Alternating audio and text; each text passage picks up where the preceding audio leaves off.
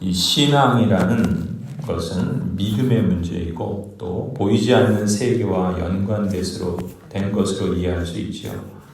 그런 점이 많습니다. 가령 하나님께서는 보이지 않으시지만 믿음으로 우리는 하나님을 신앙하지요.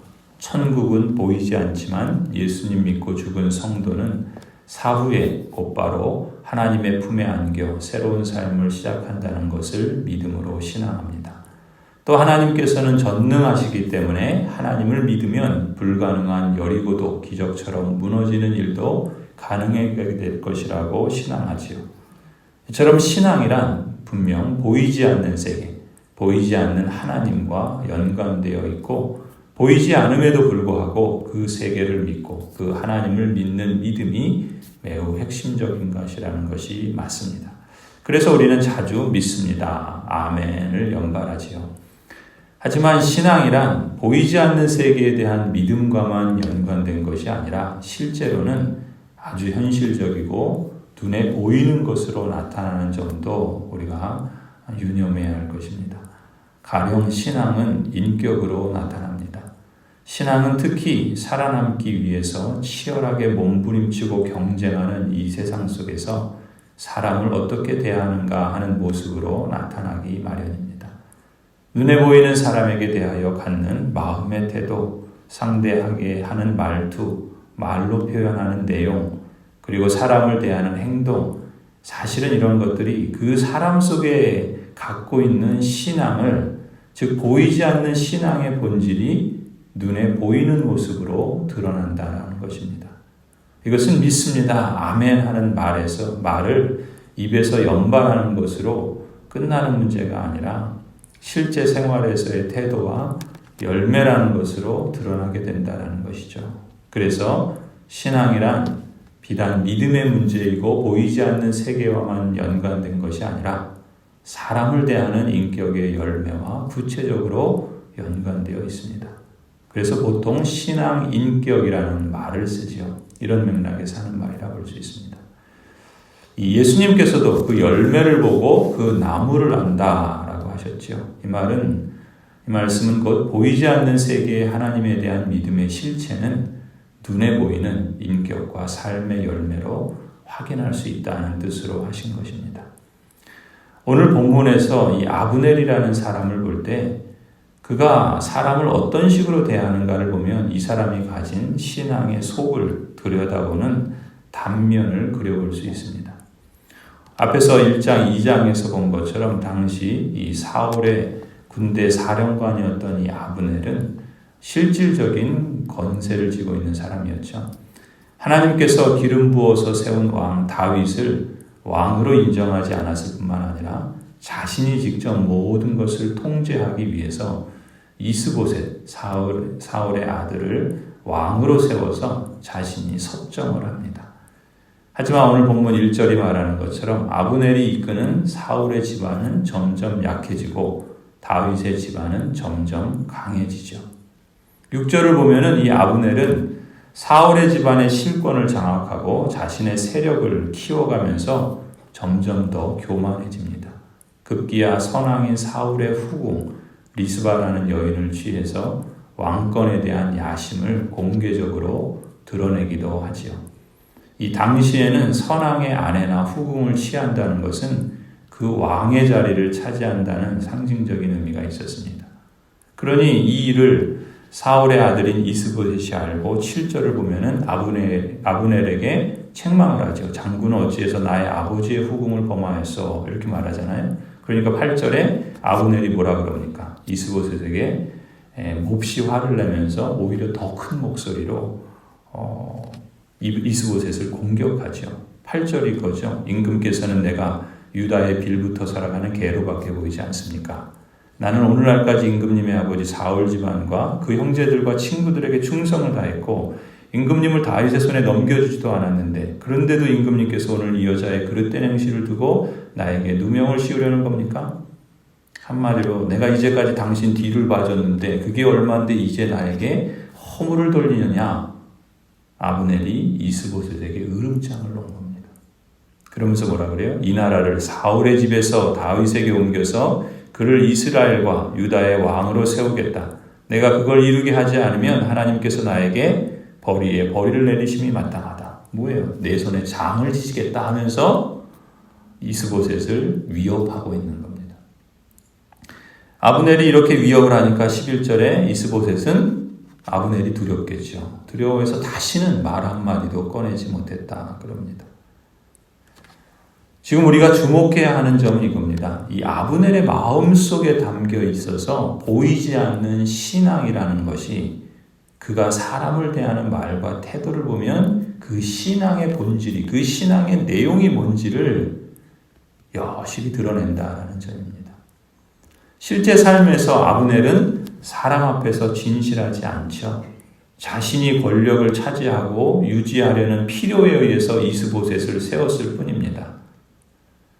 애초부터 사람을 그런 식으로 자기 사람으로 끌어들였기 때문에 자신의 목적에 유용하지 않다 싶으면 비록 왕이라도 위협하고 그 자리에서 끌어내리는 것을 서슴지 않았던 겁니다. 이게 단지 처세의 문제가 아니죠. 신앙의 문제입니다. 아브넬이 가진 신앙의 내용, 그 신앙의 성격이 바로 이런 점이었습니다. 그래서 사람을 대하는 신앙 인격이 얼마나 중요한가를 우리는 이 아브넬을 통해서 되새겨볼 필요가 있는 것이죠.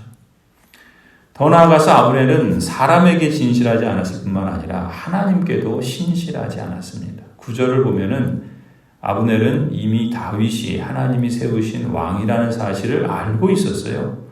9절을 보세요. 주님께서는 이미 다윗에게 약속하신 것이 있습니다. 이제 저는 다윗 편을 들어서 하나님의 뜻대로 하겠습니다. 그렇게 하지 않는다면 하나님이 이 아브넬에게 벌을 내리시고 또 내리셔도 좋습니다. 하나님은 이 나라를 사울과 그의 자손에게서 빼앗아 다윗에게 주실 것입니다. 하나님이 다윗을 이스라엘과 유다의 왕으로 삼으셔서 북쪽 단에서부터 남쪽 브엘세바에 이르기까지 다스리게 하실 것입니다. 여러분, 지금 이 아브넬의 말은 믿음의 표현이 아니에요. 지금 이스보셋을 위협하면서 내가 당신 이제까지 봐준 게 얼만데 나한테 그런 말해. 내가 이제 그러면은 다윗에게 넘겨버리겠어. 이런 식으로 지금 이스보셋을 위협하면서 이렇게 말하는 거예요. 그러니까 얼마나 악한 사람입니까? 그런데 그 내용을 보면, 그 말을 하는 걸 보면 하나님의 뜻이라는 걸 알고 있는 거예요. 그러니까 더 악한 거죠. 하나님께서 다윗을 통해서 온 유다와 이스라엘 전체를 건실한 하나님의 나라로 세우고자 하시는 것이 하나님의 뜻이라는 사실을 이미 감지하고 있음에도 불구하고 어떻게 합니까? 이스보셋을 허수아비로 세워서 자신이 권력을 쥐고 자기 마음대로 좌지우지하고 싶었던 거예요. 하나님의 뜻이 무엇인지 알고 있음에도 불구하고 아브넬은 오히려 자기 입맛에 맞는 왕을 세워서 하나님께 신실하지 않았고 또 하나님의 뜻을 따라서 온 나라를 건실하게 세워가는 일에도 전혀 성실하게 참여하지 않았던 겁니다. 하나님의 뜻에 역행하고 하나님께 반역하는 거지요. 그런 인생이 어찌 하나님 앞에 평안할 수 있겠습니까? 오늘 본문에서 배우는 메시지는 이거죠. 우리가 신자로서 내 마음속에 담고 있어서 신앙이 보이지 않는 것 같지만 사실은 다 보인다는 것이죠. 우리 각 사람이 다른 사람을 대하는 말과 태도에서, 즉 신앙 인격에서 우리 신앙이 드러나기 마련입니다. 특히 거룩한 언약 백성이요 성도로서 우리가 추구해야 할 신앙 인격의 핵심으로 우리는 신실함과 성실함, 이 두 가지를 강조할 수 있습니다. 신실하다는 말은 단어 그대로 믿을 신자의 열매실, 그래서 믿음의 열매가 신실이죠. 또 성실하다는 것은 부지런할 성자의 열매실이니까 부지런함의 열매입니다. 세상과 구별되고 하나님을 향해서 구별되어야 하는 성도로서 우리는 하나님 앞에서 신실하고 성실하며 또 사람에게 대해서도 신실하고 성실하고자 힘써야 할 줄로 믿습니다. 오늘 본문을 묵상하면서 이 아브넬이 잘한 점이 있다면 다윗이 하나님께서 세우신 왕이라는 사실을 인정하고 이제 받아들인다는 점이죠. 그래서 이제 12절에 보면은 이제 다윗에게 찾아가요. 그러면서 다윗과 평화의 언약을 맺습니다. 이 나라가 누구의 것입니까? 그러니 임금님이 저와 언약만 세우시면 내가 임금님 편이 되어서 온 이스라엘이 임금님에게 돌아가도록 하겠습니다. 이 아브넬이 다윗에게 약속하지요. 하지만 아브넬이 그동안 뿌려놓은 씨들이 너무 많은 걸까요? 앞서 아브넬이 아사헬을 죽인 일 때문에 이 다윗과 언약을 맺고 이제 돌아가는 길에 아사헬의 친형이죠. 요압이 이 다윗의 군대 장관이 요압인데 이 요압이 이 평화의 조약을 다윗과 맺고 돌아가는 이 아브넬을 죽입니다. 암살을 하죠. 참으로 안타까운 최후를 이 아브넬이 맞이하게 됩니다. 이미 지나간 역사를 어떻게 할 수는 없지만 조금만 더 이 아브넬이 돌아섰다면 아브넬이 갖고 있는 그 리더십, 또 그가 갖고 있는 힘, 재능 이런 것이 하나님과 사람 앞에 얼마나 더 요긴하게 발휘되었겠습니까? 그런데 인생이 그렇지 않았던 거예요. 성도 여러분, 히브리서 3장에 이렇게 말씀합니다. 오늘이라고 하는 그날 서로 권면하여 아무도 죄의 유혹에 빠져 완고하게 되지 않도록 하십시다. 우리 마음이 완고하게 되지 않도록. 마음이 완고해진다는 것은 그 영어로 표현하면 마음이 굳어진다는 거예요. 마음이 굳어지는 거예요. 그러니까 바로도 그랬고 유다도 그랬고 하나님 앞에 반역하는 삶을 살아가는 모습을 보면 마음이 완고해집니다. 이게 우리 간경화 또 동맥경화, 이 경화라는 게 뭐예요? 다 굳어지는 거잖아요. 마음도 굳어지는 거예요. 굳어지면 죽는 겁니다. 그래서 오늘 히브리서도 그러는 거예요. 오늘이라고 하는 그날 서로 권면하여 아무도 죄의 유혹에 빠져서 마음이 완고하게 되지 않도록 하십시다.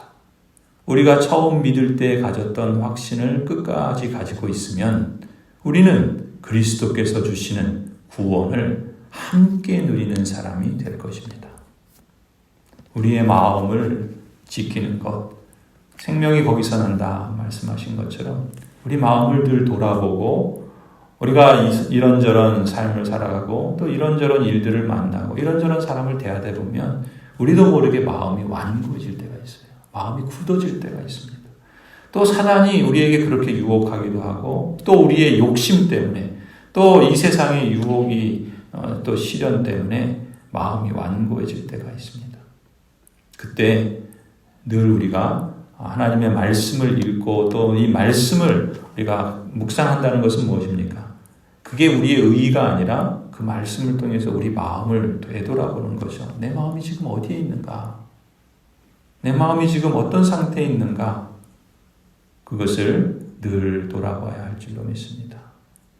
바라기는 오늘 하루도 하나님 앞에서 신실한 마음, 또 성실한 삶의 자세, 또 사람에게 대해서도 신실하고 성실해서 믿음의 열매, 또 부지런함의 열매를 풍성히 맺어가는 복된 하루가 되시기를, 또한 복된 신앙의 여정이 되시기를 간절히 축원합니다.